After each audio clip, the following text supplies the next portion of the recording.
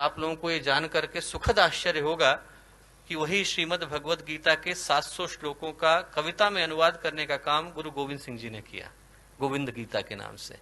और जब आप गुरु गोविंद सिंह जी के जीवन को देखें तो ऐसा लगता है कि गीता में जो भगवान श्री कृष्ण ने योग की व्याख्या करी है वो उनके जीवन में साक्षात देखने को मिलती है।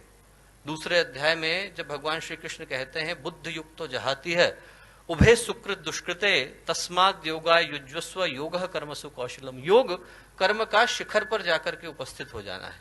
और वैसा ही जीवन गुरु गोविंद सिंह जी का था। उनके व्यक्तित्व का एक एक आयाम ऐसा लगता है जैसे हिमालय की चोटी पर जाकर के बैठ गया है। उनके विषय में बोले तो ऐसा लगता है जैसे भगवान कृष्ण या गुरुदेव के विषय में बोल रहे हैं।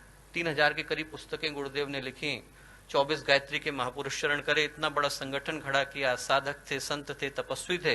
व्यक्तित्व का हर आयाम शिखर पर था। और वैसा ही गुरु गोविंद सिंह जी के विषय में बोलते हुए लगता है। और दो अद्भुत सोचें गुरु गोविंद सिंह जी इस देश को, इस राष्ट्र को देकर के गए। पहली, राष्ट्र के प्रति अगाध निष्ठा, अटूट भक्ति। आज यदि इस देश की पश्चिमी सीमाएं इतने सारे आक्रमणों को झेलने के बाद भी बिना किसी खरोंच के खड़ी हैं दोस्तों, तो उसके लिए यहाँ की भूमि, यहाँ की मिट्टी, यहाँ की धरती, यहाँ का आकाश, यहाँ का पानी, यहाँ की वायु एक एक सिख का कर्जदार है। एक एक सिख का, खालसा का कर्जदार है, गुरु गोविंद सिंह जी का कर्जदार है। क्योंकि राष्ट्र के लिए अपने आप को बलिदान कर देना उनने अपने स्वयं के परिवार से सिखाया। 4 पुत्र थे, 2 हत हो गए, 2 को चिनवा दिया गया। एक जो पुत्र थे युद्ध में मारे गए। जो चौथे सबसे छोटे थे लौट करके घर आए। गुरु गोविंद सिंह जी ने पूछा क्यों आए? बोले प्यास लगी थी। बोले वहां मैदान में शत्रुओं का लहू बह रहा है, उसी लहू से अपनी प्यास बुझाना। वापस भेज दिया। वो भी हत हो गए। 4 पुत्र मारे गए। मां का हृदय था। मां ने पूछा क्या कर रहे हैं?